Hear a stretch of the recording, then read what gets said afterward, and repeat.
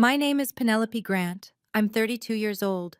Imagine being handed a paper badge at your own sister's wedding that literally classified you as a second-class guest. That's exactly what happened to me last month, in front of 200 people. The limited access guest badge wasn't just humiliating, it meant no dinner, no assigned seat, just standing room at the back. After years of financially supporting my family through every crisis, after writing a $7,500 check just hours earlier for their honeymoon, I was deliberately excluded from the celebration. What I did next shocked everyone in that ballroom. But what I revealed afterward made my family's blood run cold. Before I share how I turned their wedding into their worst financial nightmare, please take a moment to like and subscribe, but only if you genuinely enjoy this story.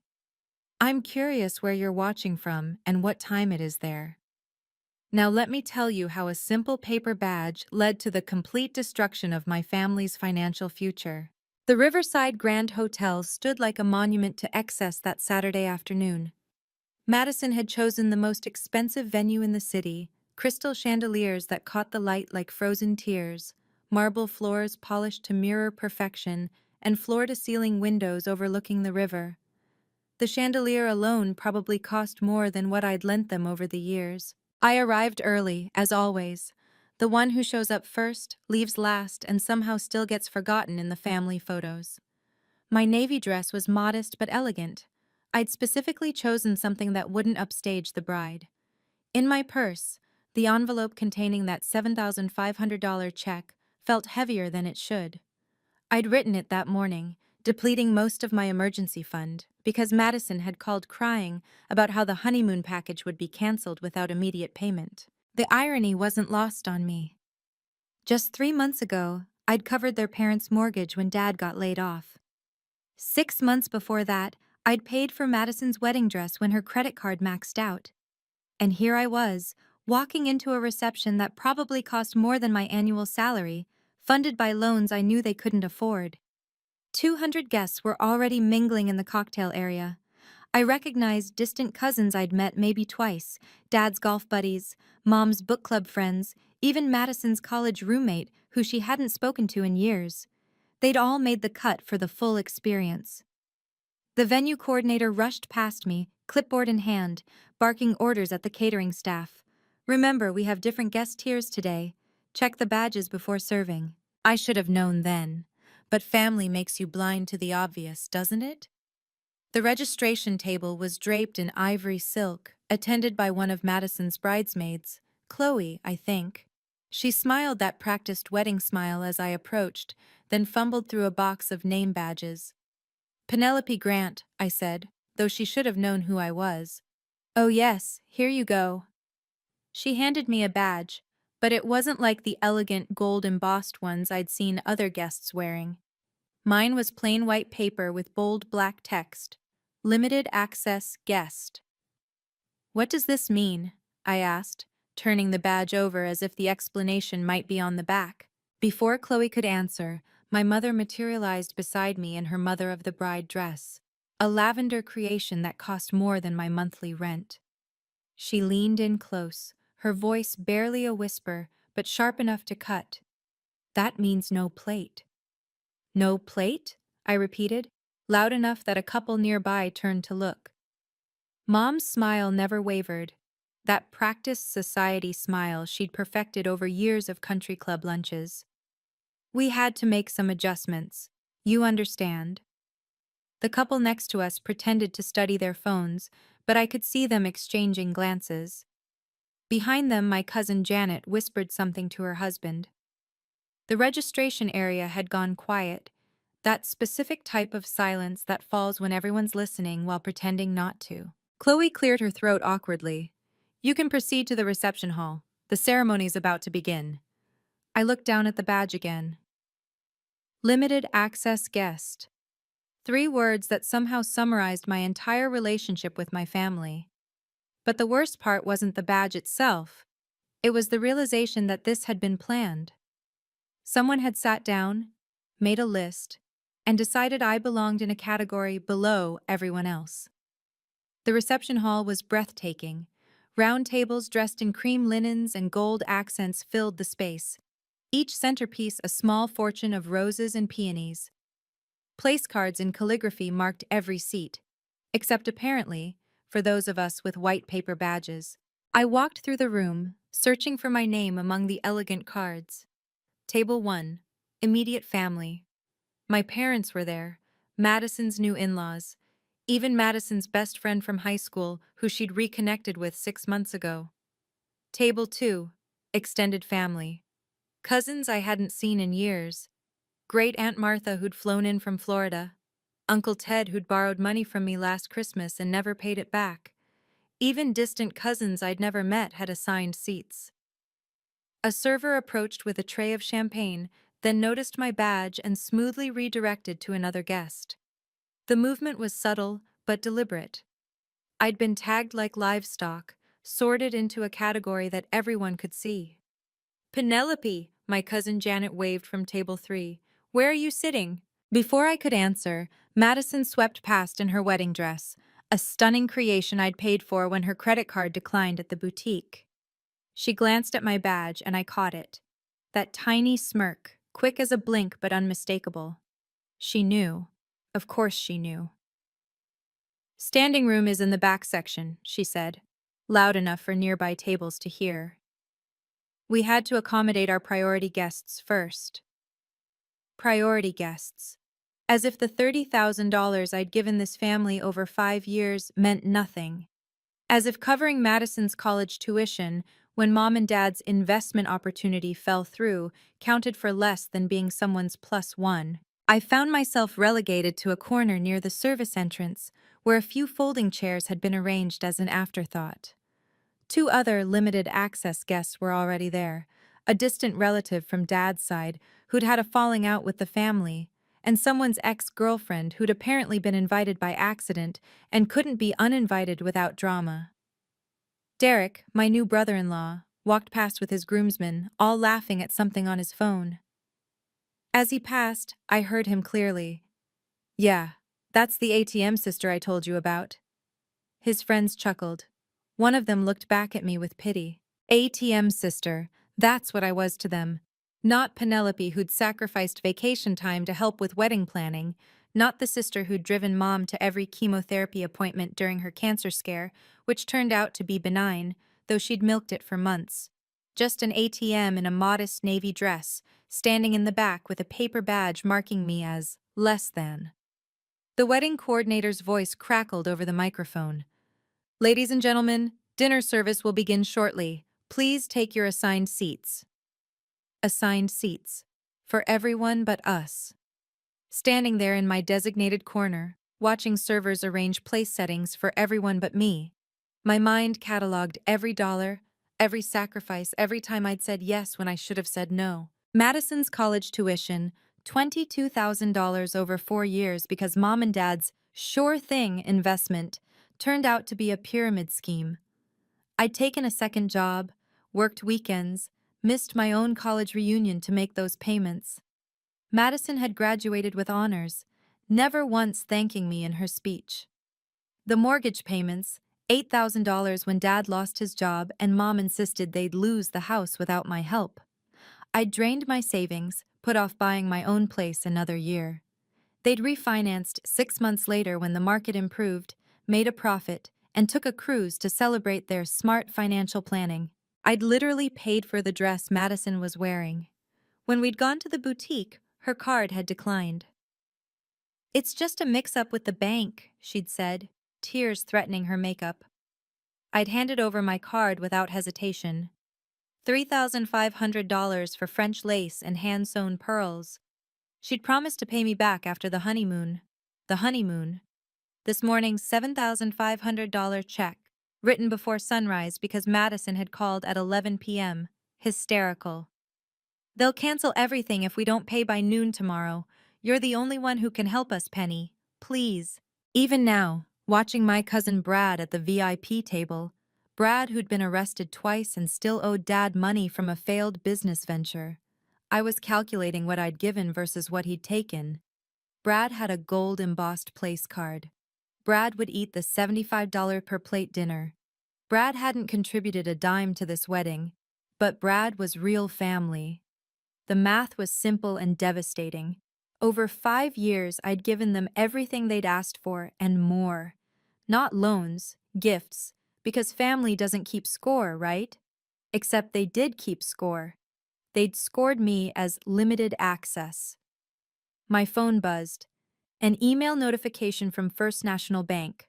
Subject line: Loan application pending your approval. I almost ignored it, but something made me look. My parents had applied for a $50,000 loan. As the cosigner, the timestamp showed they'd submitted it yesterday. The day before their daughter's wedding, while planning to humiliate me with a paper badge, they'd listed me as their financial guarantor. The wedding coordinator announced the grand entrance. "Ladies and gentlemen, please welcome Mr. and Mrs. Derek Sullivan." Everyone stood and applauded. Even me, the ATM in the corner, clapping for the sister who designated me as less than, while expecting my money to remain more than enough. The speeches began with Derek's best man, who told a genuinely funny story about their college days. Then Madison's maid of honor gushed about sisterhood and bonds that could never be broken. My father stood next, raising his champagne glass. Champagne I noticed the limited access section hadn't been offered. "Madison has always been our shining star," Dad began, his voice carrying across the hushed room. "From the day she was born, she brought nothing but joy to our family. Her mother and I want to thank everyone who made today possible, the Sullivans for raising such a fine young man, our extended family for traveling so far, and all the friends who've supported Madison and Derek's love story." He thanked the venue coordinator by name. He thanked the florist. He thanked his golf buddy for introducing Derek to the family. He thanked Madison's college roommate for being like a second daughter to them. My name never crossed his lips. Mom took the microphone next, dabbing at her eyes. "We're so blessed to have such a complete family here today." Complete. As if I were an empty space, not worth acknowledging. The photographer moved through the room, capturing candid moments. "Immediate family photo by the windows," he called out. I started to walk over. I was immediate family, wasn't I? Madison's bridesmaid intercepted me. "Oh, this is just for the wedding party and parents." "But I'm her sister." "Right, but—" She gestured vaguely at my badge. "Maybe we can do extended family photos later?" Later never came. I watched them pose. Mom, Dad, Madison, Derek, his parents, his sister who'd flown in from Seattle. 20 minutes of photos, and I stood there like hired help, holding Mom's purse when she handed it to me without looking. Derek and his groomsmen gathered near the bar, voices carrying. "Your ATM sister looks pissed," one of them said. Derek laughed. "She'll get over it. She always does. Madison says she's desperate for family approval. Watch, she'll probably offer to pay for the bar tab before the night's over." That's when I decided to check something on my phone. I opened the email from First National Bank, scrolling past the legal language to the meat of it. Loan amount, $50,000. Purpose: home improvement and debt consolidation. Primary applicants: Robert and Linda Grant. Cosigner: Penelope Grant. Status: awaiting cosigner. Final approval. The details made my stomach turn. They'd used my social security number. Of course they knew it. I'd given it to them for their taxes when they'd claimed me as a dependent years ago. They'd listed my income, my position at the company, even my excellent credit score that I'd spent years building while they destroyed theirs. The loan terms were predatory, 18% interest rate because of my parents' credit history. Without my signature, they'd never qualify. With it, they'd get the money, but at a rate that would bury them, and me, if they defaulted. I remembered the call last week. Mom had been vague. "Just some financial restructuring, sweetheart. Nothing for you to worry about. We might need you to look at some paperwork, but it's really just a formality." A formality, like my attendance at this wedding.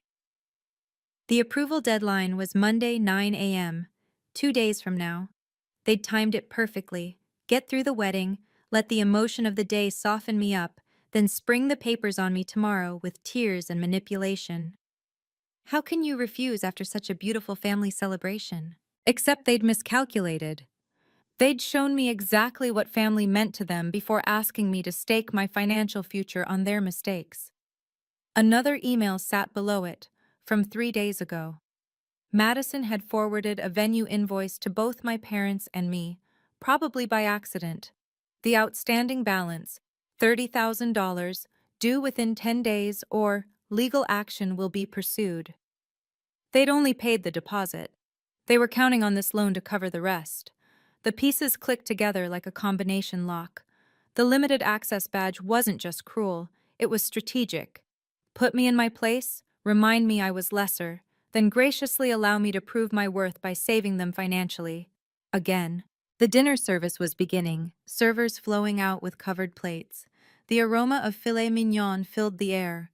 My stomach growled, but that was about to be the least of my problems. Standing in my corner, I did what I did best, ran the numbers. If I signed that loan, I'd be liable for $50,000 plus interest if they defaulted. And they would default. Dad had been between jobs for 2 years now, and Mom's part-time work at the boutique barely covered their country club membership they refused to cancel. But the financial cost was just the beginning. This was year 5 of the pattern, and I could see years 6 through 20 stretching ahead like a prison sentence. Every family event would follow this script. Public humiliation, followed by private requests for money. They'd trained me well, shame me into compliance, make me grateful for scraps of approval. The social cost was already visible. My VP from work, Sandra, sat at table 2, watching me stand in the corner like a punished child. She'd seen the badge, seen the exclusion. Tomorrow's office dynamics would shift. How could she respect someone who couldn't even command respect from her own family? Every family gathering, I was the wallet, never the daughter. The truth of it sat heavy in my chest. I thought about Thanksgiving last year. I'd brought a homemade pie and a check for Mom's emergency dental work. They'd seated me at the kids' table, literally, with the teenagers and children, while Madison's boyfriend of 2 months sat with the adults. The dental work turned out to be veneers, cosmetic. My phone buzzed with a text from Madison. "Stop looking so miserable. You're ruining the photos." I wasn't even in the photos. The opportunity cost hit me hardest. While funding their lifestyle, I'd postponed my own. The downtown condo I'd wanted, my down payment had become Madison's college tuition. The MBA program I'd been accepted to, that money went to their mortgage. The therapy I clearly needed, that budget line item was consistently redirected to family emergencies. Dr. Kim, my therapist from 2 years ago, had warned me before I'd stopped seeing her, couldn't afford it after paying for Mom's cancer treatments. "Penelope, you're not helping them. You're enabling them, and they'll escalate their tactics each time you comply." She was right. Last year, I'd been seated at the kids' table. This year, I didn't even get a seat. Next year, would I be outside looking in through the windows? Then the dinner service began.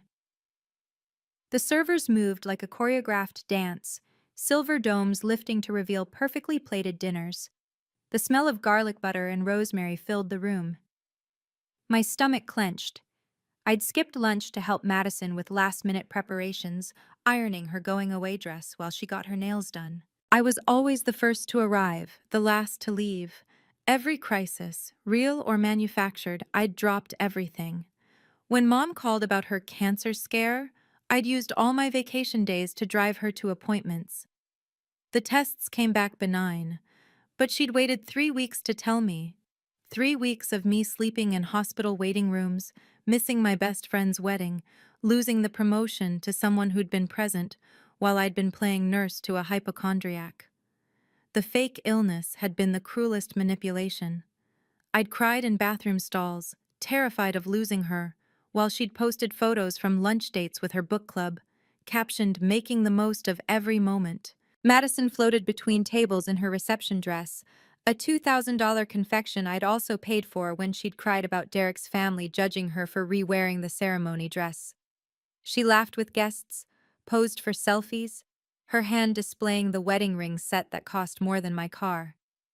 Her Instagram post from last week flashed in my mind. Family is everything. So blessed to have parents who've given me the perfect wedding. The comments had poured in about what wonderful parents they must be. No mention of the sister who'd made it financially possible. A server approached with a tray, saw my badge, and pivoted away. The limited access guests beside me were sharing a bag of vending machine chips someone had bought from the lobby. We were the untouchables at a celebration of union. Derek's laugh boomed across the room. He was telling the story of their engagement, the surprise trip to Paris I'd helped fund when he'd come up short. Madison deserves the world, he was saying, and I'll spend my life giving it to her. With my money, apparently. Then the dinner service began in earnest, and my mother did something unforgivable. Sandra, my VP, caught my eye from table 2. She'd been watching everything, the badge, the standing room relegation, the servers avoiding me like I was contaminated. Her expression was carefully neutral, but I knew that look. It was the same one she wore during performance reviews when someone's leadership potential was in question. 3 other colleagues from my company were here. Madison had insisted on inviting them to show Penelope we value her career. They sat at respectable tables with proper place cards, while I stood in the corner like an intern who'd crashed the party. Even my professional standing was being undermined. Marcus from accounting whispered something to Jennifer from HR. They both glanced my way, then quickly looked away when I noticed. By Monday, this would be office gossip. Did you hear about Penelope at her sister's wedding? Her own family treats her like a doormat. How could I negotiate million-dollar contracts when everyone knew I couldn't even negotiate basic respect from my family?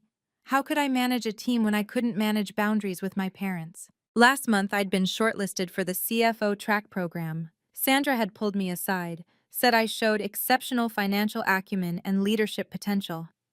But leaders don't wear paper badges marking them as less than. Leaders don't stand in corners while others feast. My phone lit up with a LinkedIn notification. Someone from the wedding, I couldn't tell who, had already posted a photo. There I was in the background, badge visible, standing alone while the real guests enjoyed dinner. The caption, "Beautiful wedding, such a loving family celebration." The irony was razor sharp. I controlled $50 million in corporate accounts. I'd saved my company $2 million last quarter by renegotiating vendor contracts. My signature could authorize purchases that would make this wedding look like pocket change. But here, in this room full of people who knew me since birth, I was nobody. Sandra raised her champagne glass slightly in my direction. Not a toast, but an acknowledgement. She'd seen everything. The question was, would she see weakness, or would she see someone about to set a boundary? If you've ever been taken for granted by family, despite being their biggest supporter, you'll understand what happened next. Drop a comment about whether you think I went too far. I genuinely want to know your thoughts. And if this story resonates with you, please hit that subscribe button. It really helps me share these important conversations about setting boundaries with toxic family members. Now let me tell you about the moment everything changed. The servers moved in perfect synchronization, placing plates before guests with practiced elegance. Filet mignon with truffle reduction, seared scallops, garden vegetables arranged like art. The limited access section watched from our corner as 200 people prepared to dine. A young server approached me with a plate, probably new, not briefed on the system. Before she could set it down, the catering manager intercepted her. "Check the badge," he said, loud enough for nearby tables to hear. The server looked at my white paper badge, then at the manager, confused. "No service for limited access," he said. "But," I started, "you'll need to check with management if there's been a mistake." His tone suggested there hadn't been. The conversation rippled outward. Table by table, guests turned to look at the woman being denied food at her sister's wedding. Some pretended not to notice, suddenly fascinated by their napkins. Others stared openly, waiting to see what would happen next. Madison stood up at the head table, clinking her fork against her glass. The room fell silent.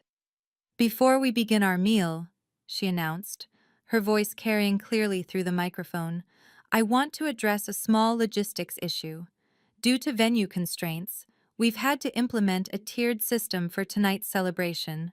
Some guests have restricted access. It's nothing personal, just practical planning. Not everyone contributed equally to this celebration." Not everyone contributed equally. The woman who'd paid for her dress, her education, her honeymoon, hadn't contributed equally. 200 faces turned to look at me and the other limited access guests. We were marked, labeled, publicly identified as less than.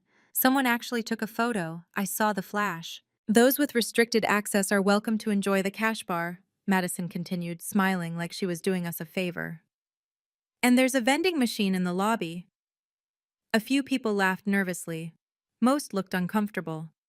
Sandra, my VP, set down her fork without taking a bite, her expression dark. Derek added from his seat, not bothering with the microphone but loud enough to carry. "Times are tough. We had to make some hard choices about who really matters." Who really matters? My mother then did something unforgivable. My mother rose from her seat at the family table, smoothing her lavender dress as she took the microphone from Madison.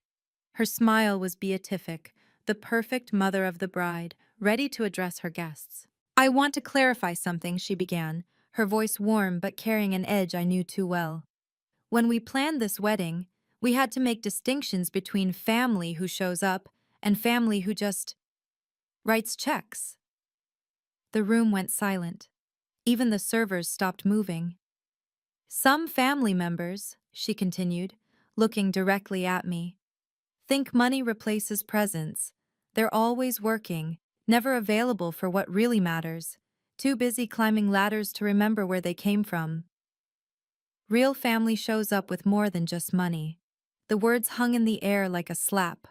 The woman I'd driven to 17 chemotherapy appointments for a cancer she never had was lecturing me about showing up. "We wanted this day to celebrate those who've been present in Madison and Derek's journey," Mom said, dabbing at her eyes for effect. "Not just financially, but emotionally. Some people need to learn that family isn't a transaction." Aunt Martha shifted uncomfortably. She knew I'd been at every family crisis while Madison had been too busy with sorority parties and spring breaks I'd funded. "So, yes," Mom concluded, "we have different access levels tonight. It reflects the access people have chosen to give to our family over the years." She sat down to scattered, uncomfortable applause. The irony was suffocating. I'd given them complete access to my bank account, my time, my life. In return, I got a paper badge and public humiliation. Madison mouthed, "Sorry, not sorry," from the head table. The room buzzed with whispers. I heard fragments. Harsh but honest. "Family drama. She must have done something terrible. Poor parents." I stood up slowly, my movement drawing every eye in the room. 200 guests watched as I walked, not rushed, not angry, but deliberate, toward the gift table displayed prominently near the entrance. I held the envelope up high. The gift table was a monument to excess. Crystal vases, silver frames, and envelope after envelope in a decorated basket. Mine sat near the top, the thick cream envelope I'd chosen that morning, Madison and Derek's names written in my careful script. I walked toward it with measured steps, my heels clicking against the marble floor in the sudden silence. 200 pairs of eyes tracked my movement. Someone whispered, "What is she doing?" Another person held up their phone, recording. The envelope felt different now, not heavy with generosity, but with years of taken-for-granted sacrifices. Inside was the check that would fund their honeymoon, written before dawn, because Madison had called in tears. Always tears, always urgent, always me solving it. I picked up the envelope and held it high enough for everyone to see. Madison half rose from her chair, her face shifting from smug satisfaction to confusion. Derek grabbed her wrist, pulling her back down, but his eyes never left the envelope in my hand. "Is she really?" someone whispered. "She wouldn't," another voice said. "But I would. For the first time in my life, I would." My phone was still recording in my pocket, a habit I'd developed during family events after Mom had twisted my words one too many times. Every humiliation from tonight was captured. Madison calling me the ATM sister, Mom's public disgrace, the denial of food while others feasted. The wedding coordinator stepped toward me. "Ma'am, please return to—" I turned the envelope over in my hands, feeling the weight of $7,500 that could have been my freedom, my down payment, my MBA tuition. Instead, it was here, in a room where I wasn't even worth a $75 dinner plate. The choice was crystal clear. I could return to my corner, accept my designation as limited access, and continue funding people who saw me as nothing more than a credit line with legs. Or I could finally choose myself. Madison started running toward me. My phone had been recording since I walked in, a habit born from necessity. 3 years ago, Mom had twisted a conversation about boundaries into me threatening to abandon the family. Having proof had become essential for my sanity. The recording app showed 2 hours and counting. Every slight, every insult, every calculated humiliation was preserved in digital clarity. It had captured Madison at the cocktail hour, laughing with her bridesmaids. "We put Penelope in limited access. It's hilarious. She funded half this wedding but gets no dinner. Derek calls her the ATM sister. Isn't that perfect?" It had recorded Mom's whispered instruction to the catering manager. "The ones with white badges get nothing, especially my eldest daughter. She needs to learn humility." It had documented Derek with his groomsmen. "Penelope will still give us money. Madison says she's desperate for approval. Watch, she'll probably apologize for making a scene and double the check." My phone had been recording since I walked in. The weight of evidence in my pocket was more valuable than the check in my hand. Every word time-stamped, every cruelty documented. Madison didn't know about my recording habit.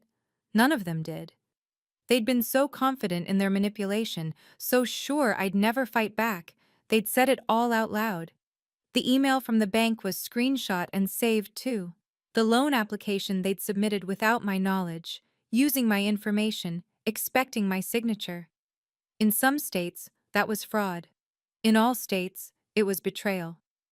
I thought about my boss Sandra, sitting at table 2, watching everything unfold. Tomorrow, I could show her the recording. Not for pity, but for context. This wasn't weakness. This was someone gathering evidence before setting a necessary boundary. The venue's security camera blinked red in the corner. They were recording too. The humiliation would exist in multiple formats, from multiple angles.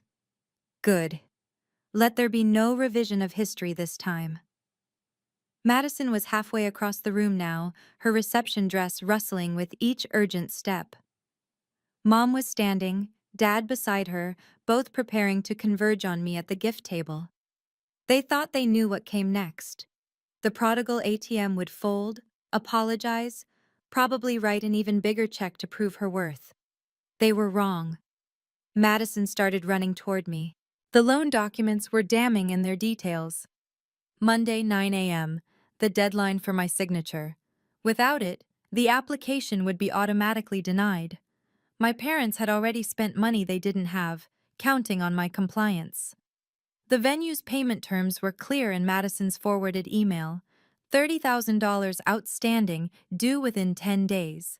They'd paid only the minimum deposit, gambling everything on that $50,000 loan. The honeymoon was booked on credit cards they'd maxed out. The flowers, the catering, the band, all on payment plans they couldn't afford. Without cosigner, loan denied. They'd built a house of cards, and I was the foundation they'd assumed would never move. The interest rate alone should have been a red flag, 18%, because their credit was destroyed. They weren't just asking me to co-sign, they were asking me to accept financial responsibility for their lifestyle. I remembered the venue manager's words to Mom during planning. Full payment is due within 10 days of the event, or we pursue legal action. Mom had laughed it off. Don't worry, we have it handled. Their handling was my signature. The wedding had cost approximately $75,000. They'd paid $15,000 up front, borrowed from Derek's parents. The rest was floating on promises and my expected cooperation. If I refused to sign, the entire facade would collapse by Tuesday. Madison was 10 feet away now, her designer heels clicking urgently against the floor. Penelope, what are you doing? Her voice was high, panicked. Behind her, Derek had stood up, his face flushed.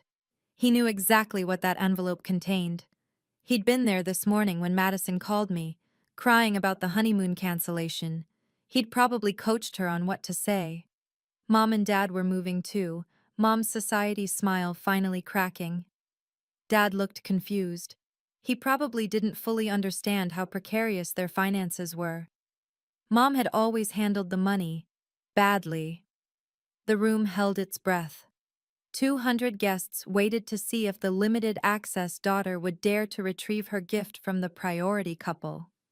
Madison reached for my arm. Put that down, now. I opened the envelope slowly, deliberately, letting the sound of tearing paper fill the silent room. The check emerged. $7,500 written in blue ink, my signature clear at the bottom. I held it up so the head table could see the amount. That's our honeymoon, Madison screamed, lunging for it. I stepped back, keeping the check high, and spoke clearly so everyone could hear. Limited access guests don't give full gifts. The words landed like a bomb. I used their own language, their own classification system, their own cruel logic against them. Then I tore it. The first rip split the check in half. Madison's scream could have shattered glass. The second tear quartered it. By the third, it was confetti. I only contribute what I'm valued. You can't do this! Derek was charging over now, his face purple with rage. That's our money! No, I said calmly, letting the pieces flutter to the floor like snow. It was my money. From my emergency fund. For my family. But limited access guests aren't family, are they? The room erupted. Guests gasped, phones came out, and the wedding videographer swung his camera toward me, capturing everything. Madison dropped to her knees, trying to gather the pieces as if she could tape them back together. You're ruining everything, she sobbed, mascara streaming down her cheeks. How could you? How could I? After funding her entire adult life, after sacrificing my dreams for hers, after being publicly humiliated in front of everyone who mattered to my career and family, how could I? Mom reached us, her voice deadly quiet. Penelope Grant, you will write another check right now. No, this is not a request. Neither is basic human dignity, but you made that negotiable. Dad finally arrived, panting slightly. Princess, please, let's discuss this privately. Princess. He hadn't called me that in years, only when he needed something. There's nothing to discuss, I said. You classified me as limited access. I'm simply honoring your system. Then my father said the quiet part out loud. Derek's hand clamped around my upper arm, his grip tight enough to leave marks. You can't do this to family. His voice boomed across the ballroom, all pretense of calm abandoned. What family? I asked, my voice steady despite his fingers digging into my skin. I'm limited access, remember? Not priority, not equal. So what family are you talking about? Phones were out everywhere now, guests recording the spectacular collapse of what had been a picture-perfect wedding. The wedding videographer had abandoned the staged shots for this raw drama. Someone was live streaming. I could see the Facebook Live notification on their screen. Derek's parents rushed over, his mother's pearls bouncing with each step. Derek, let her go, she commanded, but he didn't listen. We're counting on that money, he shouted, shaking me slightly. Madison told me you'd come through. You always do. That's what you're for. That's what you're for. The mask hadn't just slipped, it had been completely torn off. Every guest heard it. Sandra, my VP, had stood up from her table, her phone clearly recording. The professional witnesses would remember this moment. Derek! Madison pulled at his arm. Stop it! People are watching. Let them watch. He released me with a slight shove. Your sister just cost us everything. The honeymoon, The what? I asked loudly.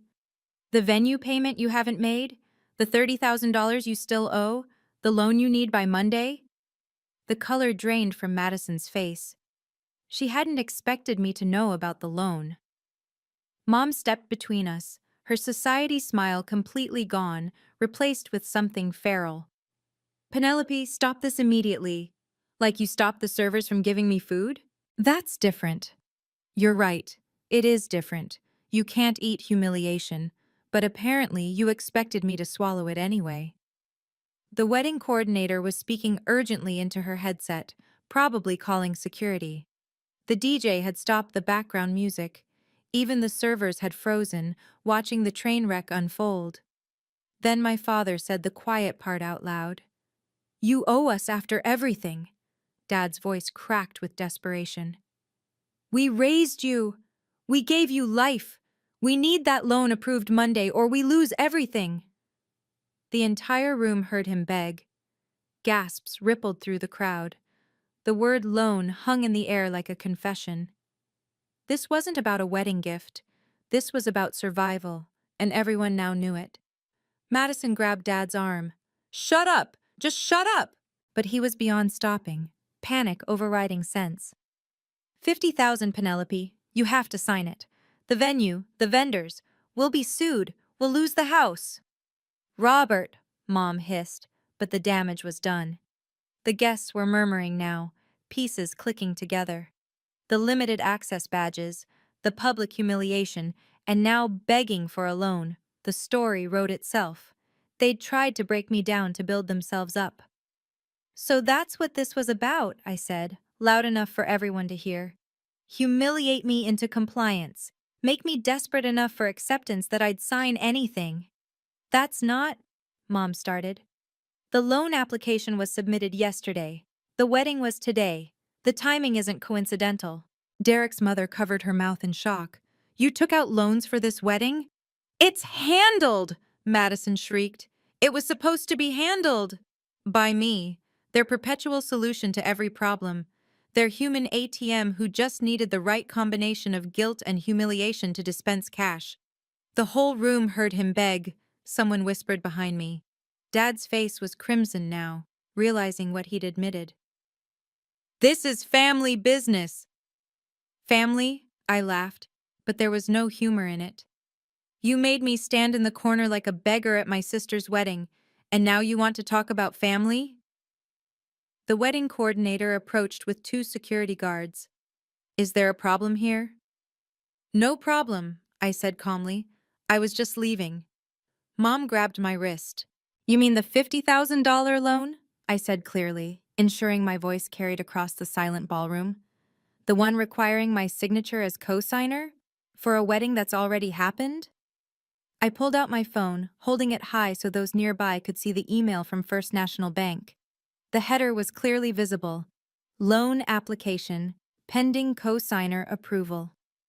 Let me make sure everyone understands, I continued, my voice steady as a news anchor.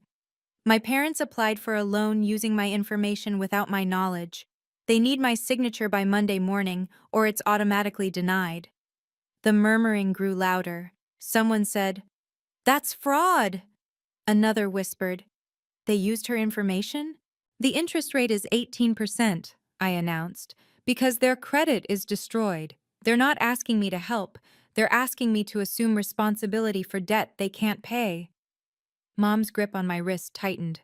Stop talking. Like you stopped defending me when Madison called me the ATM sister? I showed the phone screen to the crowd gathering closer. This loan was their plan to pay for everything. The venue, the flowers, the band. It's all floating on the assumption that I'd sign. Derek's father stepped forward. We gave you $15,000 for deposits. And they spent it on appearances, I replied. Look at this reception. Look at the waste. They borrowed from you, maxed out cards, and planned to cover it all with my credit score. Madison was sobbing now, ugly crying that ruined her professionally done makeup. You're destroying my wedding. No, you destroyed it when you decided I was worth less than the money I could provide. The wedding planner was on her phone, probably calling the venue's management. The vendors would know by morning that payment was in jeopardy. The house of cards was collapsing in real time. Monday, 9 a.m., I said, waving my phone. That's when your loan dies without my signature. My mother grabbed my wrist tighter, her nails digging in. The looks on their faces when they realized their financial future was in my hands. Priceless. Have you ever had that moment when toxic family finally realizes they can't use you anymore? Share your story in the comments below. And if you want to hear how this all ended, including the shocking revelation from a family friend, make sure you're subscribed with notifications on. Trust me, the ending is worth it.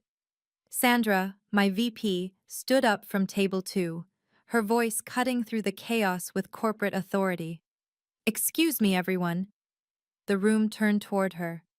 Sandra commanded attention, power suit even at a wedding, silver hair styled perfectly, the kind of presence that made CEOs listen. I think there's something you should all know, she said, walking toward our growing circle of drama. Penelope Grant is our senior financial controller at Morrison Industries. She manages over $50 million in corporate accounts. The silence was deafening. She's also, Sandra continued, the person who saved our company $2 million last quarter through strategic vendor negotiations. The board has been discussing her promotion to CFO track. Mom's grip on my wrist loosened slightly. Madison stopped crying mid-sob. Your loan, Sandra said, looking directly at my parents, was flagged in our risk assessment system. When someone in a fiduciary position is asked to co-sign high-risk debt, we notice. We were concerned about potential financial pressure affecting someone who controls significant corporate assets. The implications were clear. My parents' debt could impact my job, my career, my future, and my company knew about it. Penelope's signature authority exceeds most people's annual salaries, Sandra added. The fact that you would publicly humiliate someone of her professional standing, then expect her to assume your debt, is illuminating. Derek's mother gasped. She controls $50 million? Daily, Sandra confirmed. Your loan was flagged as predatory, by the way. 18% interest with your credit profile? Any financial professional would advise against it. The crowd was pressing closer now, the spectacle too compelling to ignore. My colleagues from work looked vindicated. They'd witnessed everything and would testify to my professional standing versus my family's treatment. We were concerned about her co-signing for high-risk borrowers, Sandra said, emphasizing the last 3 words while looking at my parents. High-risk borrowers. Not family. Not parents. Financial liabilities with a history of default. Then Carol, my parents' friend from their country club, pushed through the crowd. Madison, she called out, wine glass in hand, slightly tipsy. You got your wish. Everyone turned to look at her. Carol stumbled slightly in her heels, champagne sloshing in her glass. Madison, you got your wish, teaching Penelope humility like you planned. The words landed like a grenade in the silent room. Madison's face went white. Carol, stop. Oh, come on, Carol laughed, oblivious to the tension. You told us at the bridal shower. The whole limited access thing, brilliant. Penelope needs to learn she can't buy her way into being important. Your exact words. Oh my God, you didn't tell them it was your idea? Carol suddenly noticed the torn check pieces on the floor, the security guards, the phones recording. Her drunk smile faltered. Wait, what's happening? You said Madison planned this? I asked, my voice deadly calm. Carol's eyes widened as sobriety hit like cold water. Madison said, at the shower last month? What exactly did Madison say? Madison lunged toward Carol. She's drunk. She doesn't know what she's... She said she was tired of you acting superior, Carol blurted, backing away from Madison. That just because you have a good job doesn't make you better than her. The badges were her idea to put you in your place. The crowd's murmur turned into an roar. Someone said, "She planned to humiliate her own sister?" "Carol, shut up," Mom snapped. But Carol was in full panic mode now, words tumbling out. "Linda, you were there. You laughed. You said it was about time Penelope learned money doesn't buy family status." My mother had laughed. My mother had known. My mother had approved. "You all knew?" I asked, looking between them. "This wasn't just Madison? You all sat around planning how to humiliate me?" Derek tried damage control. "It wasn't like that." "Then what was it like?" Sandra asked sharply. "Please, explain how planning to humiliate someone at a family event isn't exactly what it sounds like." Carol was crying now, realizing what she'd done. "I'm sorry, I thought everyone knew. Madison made it sound like a funny joke." Carol, now panicking at the destruction she'd caused, kept talking, the way drunk people do when they realize they've stepped in something terrible. "The badges were ordered special," she continued, tears streaming. "Madison showed us the design at the shower. White for limited access, gold for real guests. She assigned everyone personally. Madison planned badges last month. She even had a spreadsheet." Carol pulled out her phone with shaking hands. "She sent it to the wedding party. Look!" She held up her phone, showing an email from Madison. The subject line, "Operation Humility, Wedding Seating Strategy." Someone nearby zoomed in with their camera, capturing the screen. The email was detailed. Who got which badge, where limited access guests would stand, even instructions for servers. "No service to white badges, especially P. Penelope." "You specifically marked me," I said, my voice carrying across the room. "This wasn't an oversight. You targeted me." "It was just," Madison started.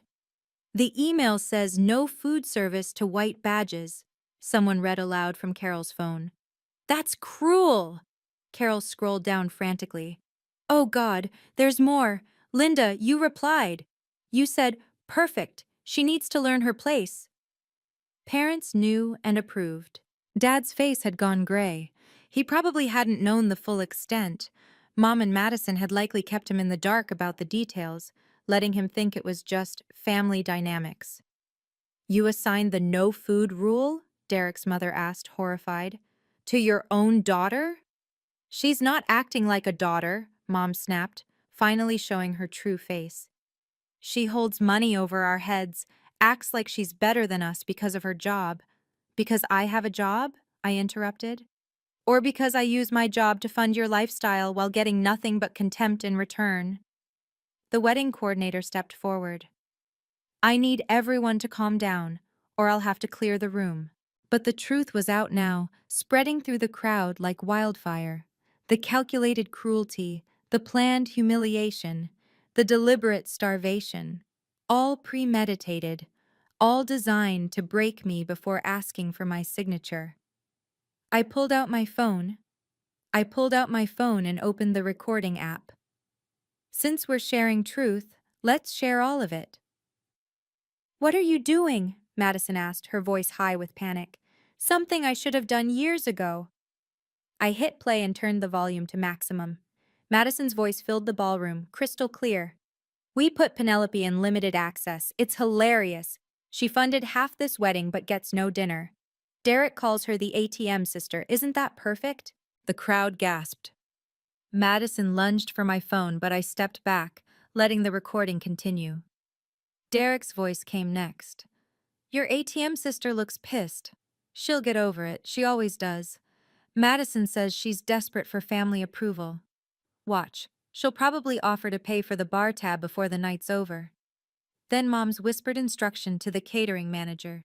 "The ones with white badges get nothing, especially my eldest daughter. She needs to learn humility." Everyone heard their true colors. The recording continued. Every cruel comment, every calculated insult, every moment of planned degradation played for 200 witnesses. The wedding videographer had his camera trained on my phone, capturing the evidence being presented. "Turn it off!" Mom shrieked, but I let it play. Dad's voice from earlier. "You owe us after everything. We need that loan approved Monday." The complete conversation, unedited, undeniable. When it finished, the silence was absolute. Even the servers stood frozen, trays forgotten. "You recorded us?" Madison whispered. "I recorded a family event," I corrected. "Like anyone would. The fact that your cruelty is on tape is your problem, not mine." Someone in the crowd started slow clapping. Then another. It wasn't applause. It was acknowledgement. They'd witnessed something unprecedented. Complete, documented exposure of family toxicity. "That's evidence of conspiracy," someone said. "Premeditated emotional abuse." Derek's father stepped toward his son. "We gave you money for this? To torment her sister?" "It wasn't supposed to go this far," Derek protested. "How far was it supposed to go?" Sandra asked. "Just far enough to break her into signing your loan?" I looked at my family, these people who'd planned my humiliation while spending my money. "Everyone heard your true colors. No revision of history this time." I opened the email from First National Bank and hit reply. My fingers moved across the screen with practiced precision as 200 people watched. "I'm declining the co-signature," I announced, typing each word deliberately. "Email sent to bank right now." "No!" Madison screamed. "You can't!" I turned my phone toward the crowd, showing the sent confirmation. "Loan officially denied." The timestamp read 8:47 p.m. The bank's automated response was immediate. "Co-signature declined. Application status, rejected." "Your financial planning should match your family values." "Limited," I said, looking directly at my parents.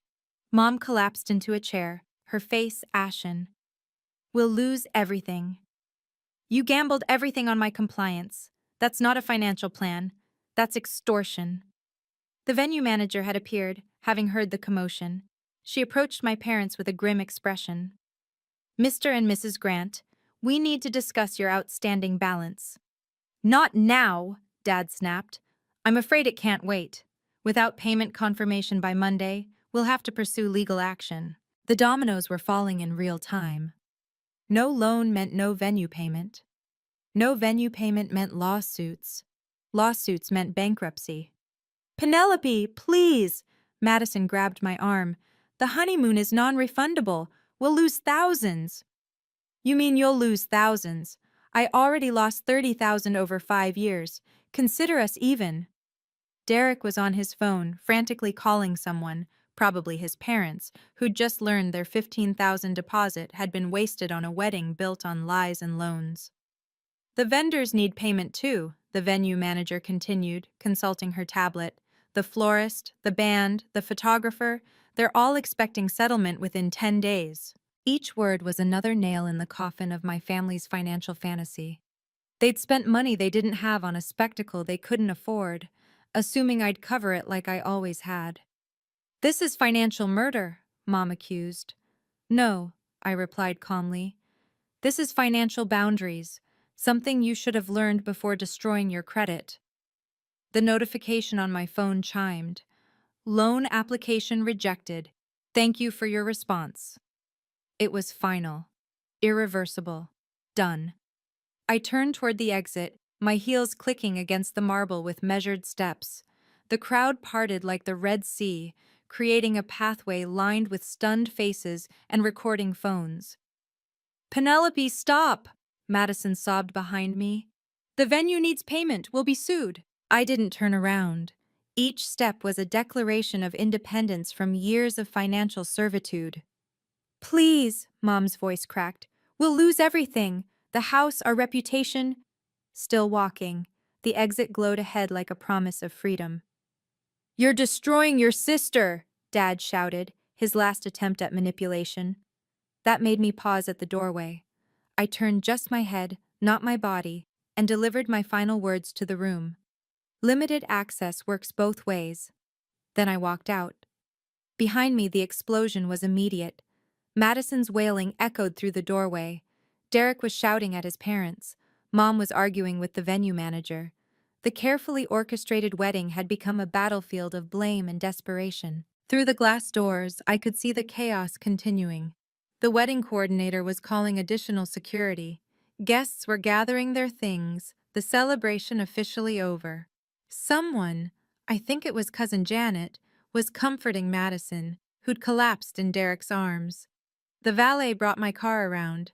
As I waited, I could hear fragments from inside. Can't do this to family. $30,000. Lawsuit by Monday. How could she? I tipped the valet and got in my car. Through the rearview mirror, I saw Sandra exit the venue, giving me a subtle nod of approval. She'd witnessed everything. My professional reputation hadn't been damaged. If anything, I'd shown decisive leadership under pressure. My phone buzzed with notifications. The video was already spreading on social media. Bride humiliates sister, sister destroys wedding, was trending locally. But I didn't look at any of it. I drove away from the Riverside Grand Hotel, away from the family that had seen me as nothing more than a wallet with obligations. For the first time in my adult life, I was free. By the time I reached my apartment, my phone showed 47 missed calls. The wedding reception had imploded completely, and the aftershocks were spreading fast. My colleague Jennifer texted, "Reception ended 2 hours early. Venue manager shut it down. Your parents couldn't guarantee payment." The dominoes fell quickly. The band had stopped playing when the venue manager announced an early conclusion to tonight's celebration. The bar closed immediately. Apparently, that was cash only, and my parents didn't have any. The cake cutting never happened. The photographer left after demanding immediate payment for the work already done. They had to end the reception 2 hours early.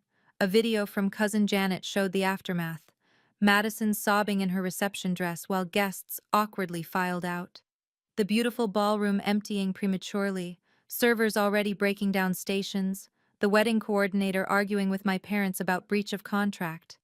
Derek's mother could be heard saying, "We want our $15,000 back, tonight." The family text chain exploded. Aunt Martha, "What just happened?" Uncle Ted, "Penelope destroyed the wedding." Cousin Brad, "She tore up a check in front of everyone." But other messages were different. Janet texted privately, "Good for you. They've treated you like garbage for years." A great aunt I barely knew wrote, "About time someone stood up to Linda's nonsense." The video was spreading beyond family. Someone had posted it to the local Facebook community group with the caption, "Wedding drama at Riverside Grand, Sister Revolt." Within an hour, it had 500 shares and climbing. Comments poured in. The family got what they deserved. Imagine denying your sister food at your wedding. Team Penelope all the way. The parents are trash. But the real devastation was financial. The venue manager had given my parents a deadline: full payment by 9 a.m. Monday or legal proceedings begin. Without my co-signature, they had no way to pay. Their credit cards were maxed, their credit was shot, and now everyone knew it. Madison's perfect wedding had become the most infamous event of the year, but not for the reasons she'd planned. Instead of being remembered for its elegance, it would be remembered for its spectacular collapse when the family ATM finally closed for business. By Sunday morning, the social destruction was complete. The video had gone beyond local. Someone with a larger following had shared it with the caption, "This is why you don't treat family like servants." 20,000 shares. The comments section was brutal. "The mother is a monster. They deserved worse. Penelope is my hero." Madison's employer, Riverside Elementary, had seen the video. The principal called an emergency meeting for Monday. Teaching children required moral character, and publicly planning to humiliate and starve your sister raised questions. Parents were already commenting on the school's Facebook page. "Is this who's teaching our kids about kindness?" Derek's family was demanding an annulment.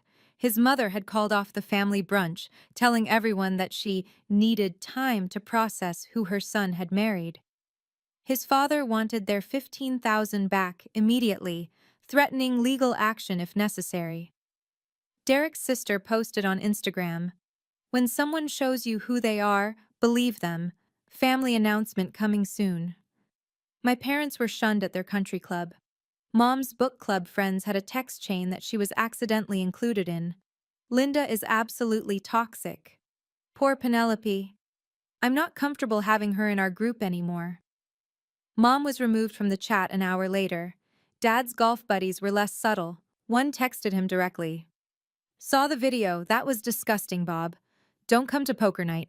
The church they'd attended for 20 years was concerned. The pastor's wife called to say they should take some time for family healing before returning to services. Translation: Don't show your faces here. Madison's Instagram, usually filled with supportive comments on her curated life, was now a battlefield. Every post was flooded with strangers calling her out. She'd gone private, but screenshots were circulating. Her follower count plummeted from 5,000 to 300 in a day. Derek's family wants out. The revelation that they'd married into a family that would publicly humiliate their own daughter for money was too much. His mother had already consulted a lawyer about protecting their assets from any financial fallout. The Grant family name was toxic in our community. 3 generations of reputation destroyed in one evening. Monday arrived with brutal efficiency. The venue filed their lawsuit at 9:15 a.m. $30,000 plus damages, legal fees, and interest.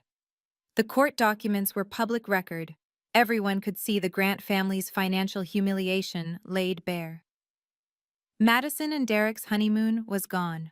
The travel company had canceled everything when the credit card payment bounced. No refunds on the packages they'd booked. The luxury resort in Bali became a memory of what could have been. They spent what should have been their first day of paradise in a lawyer's office. My parents' mortgage was now in jeopardy. They'd taken a second mortgage to help pay for wedding deposits, counting on the $50,000 loan to cover it. Without that loan, they couldn't make next month's payment. The bank had already sent a warning notice. Everything collapsing. The florist wanted their $5,000. The band demanded their final payment of $3,000. The photographer wouldn't release any photos without the remaining $4,000 balance.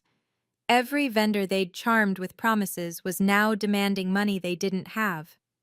Madison and Derek were fighting constantly. Neighbors reported screaming matches that lasted hours. "You said she'd pay. Your family ruined everything." Their marriage, not even a week old, was already cracking under financial pressure. Then came the bankruptcy lawyer consultation. Tuesday afternoon, my parents sat in a sterile office, filling out paperwork that detailed every asset, every debt, every financial mistake. The lawyer was blunt. Chapter 7 might be your only option. The wedding that was supposed to showcase their success would be listed in bankruptcy court as the final catastrophic expense that broke them.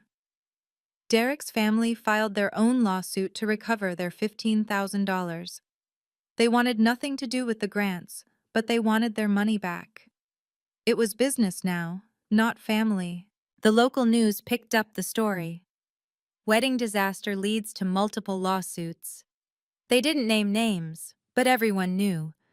The Riverside Grand Hotel confirmed they were pursuing full legal remedies against clients who failed to meet contractual obligations. Then came the messages. 47 missed calls in 48 hours. My phone became a monument to desperation. The texts started with fury. "Mom, Saturday, 11 p.m. You're dead to us." Madison, Sunday, 2 a.m. "I hope you're happy. You destroyed my life." Dad, Sunday, 6 a.m. "This is unforgivable." By Sunday afternoon, the tone shifted to bargaining. "Mom, let's talk about this like adults." Madison, "I'm sorry for the badge thing. Can we work this out?" Derek, "We can pay you back in installments." Sunday night brought the love bombing. "Mom, you're still my daughter. I love you despite everything." Madison, "Remember when we were kids? We were so close." Dad. Princess, my heart is broken. Please come home.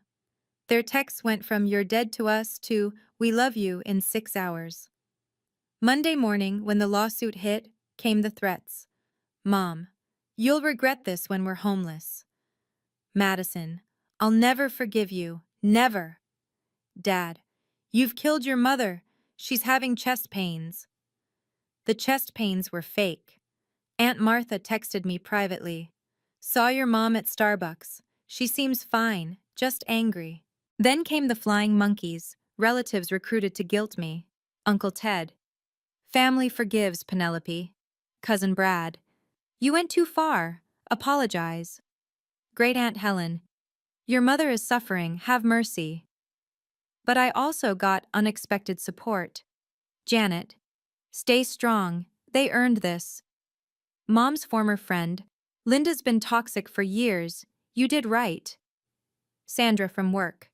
The board was impressed by your boundary setting, very leadership material. The most desperate attempt came Tuesday evening. Madison sent a long email with the subject line, Olive Branch. She offered to make me matron of honor at a vow renewal ceremony. We'll do it right this time. You'll be at the head table, full access to everything. Please just sign the loan, we can still fix this. A vow renewal. For a marriage that was 5 days old and already falling apart. The delusion was breathtaking. I didn't respond to any of it. Every text, call, and email went unanswered. The silence was my response. 3 months later, my life had transformed completely. Sandra had fast-tracked my promotion. The board was impressed by what they called decisive action under pressure and exceptional boundary management. I was now deputy CFO, with a clear path to the top position within 2 years. My salary had increased by 40%. I joined a support group for survivors of family financial abuse. Hearing other stories, children drained by parents, siblings exploited for decades, helped me understand I wasn't alone. The therapist leading the group said my case was textbook. They escalated to public humiliation because private manipulation stopped working. Therapy was helping me process 20 years of exploitation. Dr. Kim, whom I could now afford to see weekly, helped me understand the pattern. You were designated the family rescuer before you were old enough to consent. They trained you to believe your worth was transactional. I'd moved to a new apartment downtown, a 2-bedroom with a view of the river. My family didn't know the address. The doorman had their photos with instructions. These people are not allowed access. Limited access works both ways, after all. I was dating someone new. Marcus, a financial advisor who understood boundaries. On our 3rd date, I told him the wedding story. He listened without judgment, then said, "You saved yourself. That takes incredible strength." He never once suggested I should reconcile. I sleep peacefully for the first time in years. No more 2 a.m. crisis calls. No more emergency transfers. No more sacrificing my dreams for their demands. My emergency fund was rebuilding. My credit score remained pristine. My future was my own. The wedding video had become something of a legend in our city. Sometimes strangers recognized me. "You're the woman from the wedding. Good for you." One woman stopped me at a coffee shop. "Your story gave me courage to cut off my toxic sister. Thank you." Madison and Derek had separated.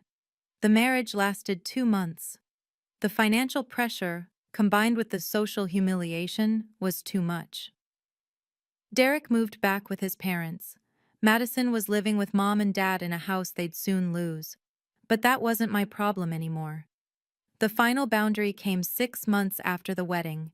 I changed my phone number, giving the new one only to trusted friends and colleagues. But first, I sent one last email to my family. "This is my final communication.